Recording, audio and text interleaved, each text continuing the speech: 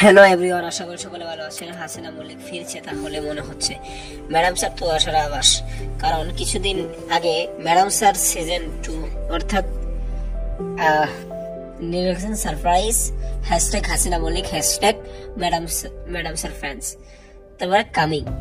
আমরা ভাবছিলাম madam sir season 2 promo আসবে, ঠিক আছে, এটা আমরা ভাবছিলাম, কিন্তু পরে দেখি যে এটা বাংলা কি দুনিয়ার একটি শোতে তিনি কেমিও দিবেন। এটা মনে হলো যে একবার দিয়েছেন আর একবার তিনি ই করবেন।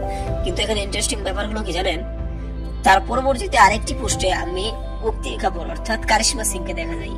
আর এটার দ্বারাই বোঝানো যাচ্ছে যে ম্যাডাম স্যার সিজন 2 আসার আভাস দেওয়া গেল। হয়তো ম্যাডাম স্যার সিজন 2 আসার আভাসটা পাওয়া যাচ্ছে।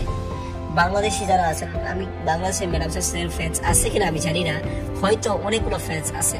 আলাদিনের থাকতে পারে, তো ম্যাডাম স্যার সিজন 2 থাকতে পারবে কিনা দেখা যাক।